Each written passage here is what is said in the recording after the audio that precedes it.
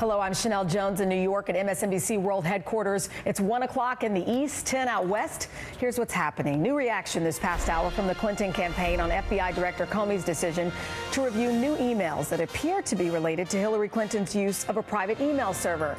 Here's what campaign chairman John Podesta said moments ago during a call with reporters meant to pressure the FBI to disclose more information about those emails said to be in the thousands. 24 hours after that letter was sent, we have no real explanation of why Director Comey decided to send that letter to congressional leaders. In fact, the more information that's come out, the more overblown this all seems and the more concern it creates about Director Comey's actions.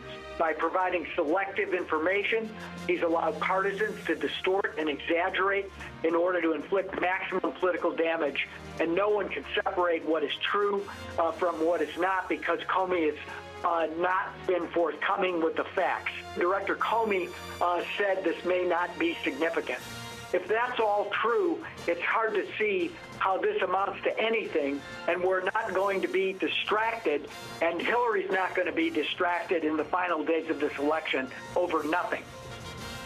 Also new this morning, reports from the New Yorker and the Washington Post are shedding light on what was going on between FBI Director Comey and the Justice Department when he decided to go public with this new evidence. According to a well-informed administration official, Attorney General Loretta Lynch expressed her preference that Comey follow the department's long-standing practice of not commenting on ongoing investigations and not taking any action that could influence the outcome of an election. But he said that he felt compelled to do otherwise. NBC's Kelly O'Donnell has more on that media call. Kelly, what more did we learn? Well, I think, Chanel, what is so striking about this is how forcefully the Clinton campaign prepared to talk to reporters who regularly cover their campaign, how strongly worded their condemnation of Comey's actions were, and the fact they are trying to sort of set the landscape here. So what we were hearing from is campaign manager Robbie Mook, campaign chairman John Podesta, who was the voice in the clip you just played, and their top spokesperson Brian Fallon. And a couple of key points. They are arguing that this will have no effect on Hillary Clinton's supporters, volunteers, and votes, and doesn't change the electoral landscape. But the intensity of how they address this and the words they used and the forcefulness of it obviously suggests that they are ready to do battle with the FBI director and see this as a potential threat to the campaign in these very late stages. Now, to sort of reset things, remember, Director Comey sent this letter to Republican and Democratic officials of the committees on Capitol Hill that have some jurisdiction. And at a base level, he was trying to sort of correct his own sworn testimony before Congress, saying that the investigation had been completed. And now there's this new iteration where they're exploring a laptop or other electronic devices that belong to Huma Abedin, the close confidant of Hillary Clinton, and her husband at the time, they're still married but estranged, Anthony Weiner, former congressman, who, of course, is the subject of a probe relating to sexting. So complicated web here, but the connection is that Huma Abedin is, of course, a Clinton confidant, and this is a separate investigation. Strong words from John Podesta saying they fully stand by Huma Abedin, support her, she's done nothing wrong. And also trying to give you a sense of what this was like on the call. Let's see if we can listen to a piece of John Podesta talking about Huma Abedin, who is at the center of this latest storm. There's absolutely nothing that she's done that we think calls into question anything that she's done with respect to this investigation. She's been fully cooperative. We and of course stand behind her. And this Clinton official also talked about Comey in some very sharply worded ways, saying that his letter was long on innuendo and short on facts, that he's been severely criticized in the 24 hours since by public reports and by Justice Department officials. They are really trying to shape the battlefield of this phase of the campaign to try to blunt any negative sort of repercussions. Now, I happened to be at a Trump event when this was all breaking, Chanel, and you can imagine that among Trump's supporters, they were able to hear bits and pieces of this new Comey development and interpret it in the way they want to. And so the Clinton team is certainly trying to refocus attention. And John Podesta, the chairman, said this may have absolutely nothing to do with Hillary Clinton, but they clearly want to fight this now and try to demand from Comey a more complete sort of explanation for why he did what he did, what these emails may contain, or the investigative documents that they're looking at. They want Comey to have more to say before this election gets any closer. Chanel? And now it seems like, I guess, the waiting game continues to see whether he will speak and try to clarify this. It's going to be intense pressure on Comey, who would have been criticized either way, because if the election proceeded and he had not come forward with this would have ultimately been known that he had been advised in advance of the election of these emails, whether they're duplicate emails or whether they reveal anything new. We just don't know.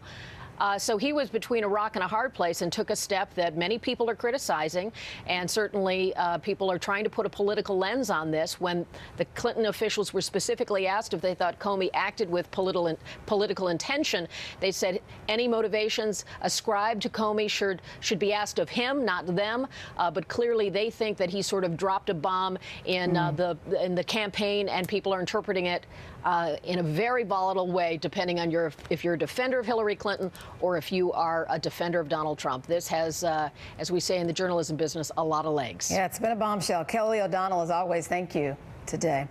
Well, let's give you a live look right now in Colorado, where the GOP nominee is scheduled to hold a rally there in just about an hour. This is his first of 2 campaign stops today. He's expected to, once again, go after Hillary Clinton on the email news we've been following now for nearly 24 hours. When Trump takes the podium, of course, we will certainly bring that to you live. With me now, we have Oliver McGee, a Trump campaign advisor and former Deputy Assistant Transportation Secretary in the Clinton administration. Good afternoon to you. Good afternoon, Chanel, and I hope you're enjoying the OSU Northwestern game today, because I know that we're both our teams are playing today. Absolutely. I'm a former drum major of the Ohio State marching band, so I thought I would say kudos to the Wildcats and I'll today. say go Cats. All right. And Buckeyes.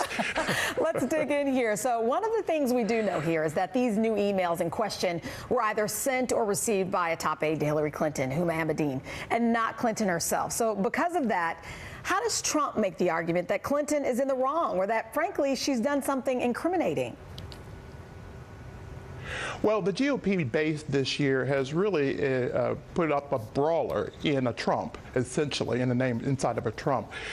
He is basically designed to support the GOP base's principles and issues, and they really are saying to him that this election is not about change, but it's about enough taxes, enough health care premium costs going through the roof, enough infrastructure crashes. We've had 2 airplane crashes, including the vice president's candidate's plane going into a ditch, and all in the same week. And then now the GOP base is really saying, and all Americans are really saying, we've had enough with the FBI flap. This is something that is coming as a shock. I think people are discussing this at the kitchen tables at home. They're also discussing this very, very carefully at the coffee urns at work. And American people are very, very smart. They're very intelligent, and they're very, very much so quiet right now as they're looking at this last week of the election. You're going to see about 10% of people in the middle. They're going to break, and they're going to break for one candidate or the other, depending on how this goes in the next 10 days. Right now, Hillary Clinton is having about 5% real clear politics average right now, and that's before the FBI broke. But we'll see next week in watching these polls very carefully as some of that stuff begins to erode as they begin to flesh this out. I want to get your thoughts on a Fox News poll out this week. Less than a third of voters think Hillary Clinton is honest and trustworthy, but Donald Trump's numbers really aren't much better. Look at this. Just 34% think he's honest. So how does Donald Trump successfully go after Clinton on her trustworthiness when really, according to these numbers, he doesn't really have a stronger standing with voters? Well, Janelle, this election is really not about presidential personalities. It's really about principles and ideas and issues. And if Trump can stay on message and we hope not in the last week get foot and mouth disease, but basically stay very, very focused on the issues that are important to his base, which are immigration, which is the economy, poor joblessness rate, poor prestige of global prestige of America today. I think that he'll be just fine. And Hillary will have to basically try to put this FBI flap behind her as fast as possible. This is probably something that became very, very unexpected, and it's very, very difficult to be able to do that when the investigation has to proceed naturally and slowly.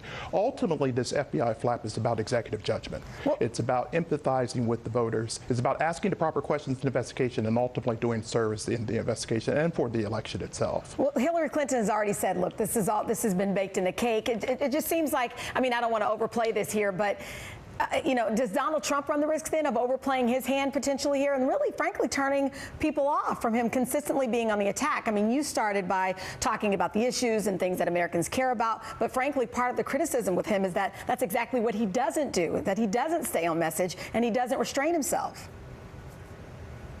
Well, this will be the moment of test for both candidates. You are very, very right, Janelle. There is some bake in the cake either for the Trump percentages who are with his base and for the Hillary percentages, which is their base. But it's really what's matters right now is the 10% in the middle. Those independents are going to decide this election.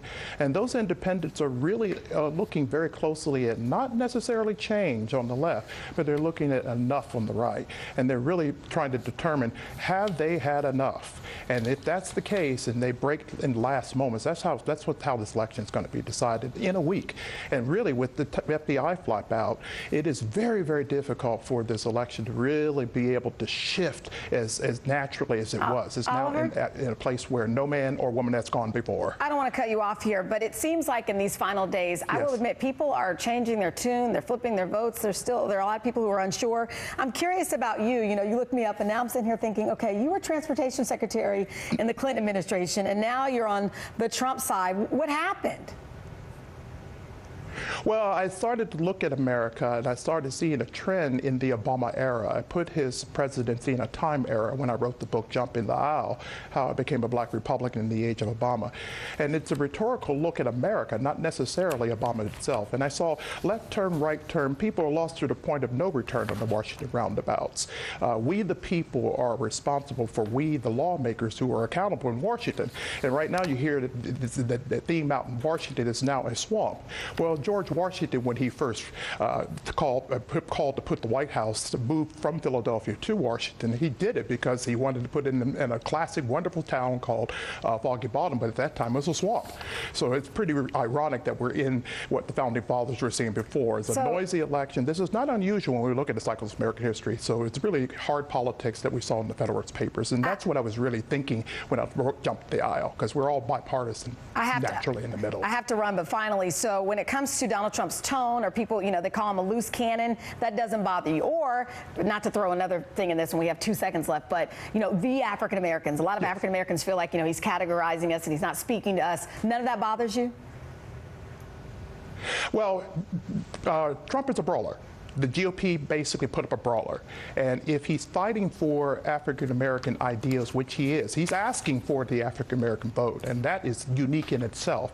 He's probably going to get about 5, maybe even 7% of the vote. But if he gets anywhere from 10 or 12%, he's at Nixon's numbers. And that was the 1972 election. Nixon won with that percentage of the black vote.